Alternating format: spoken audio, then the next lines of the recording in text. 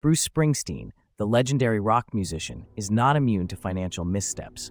During the 2000s, he ventured into real estate, buying a multi-million-dollar property in Florida, thinking it would be a lucrative investment.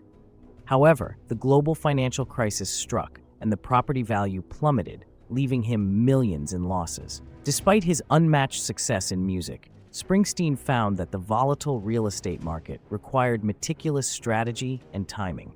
This painful financial lesson taught Springsteen the unpredictability of investments, reminding celebrities and individuals alike that fame doesn't always safeguard against economic downturns. It underscores the importance of careful planning and market assessment beyond one's primary profession.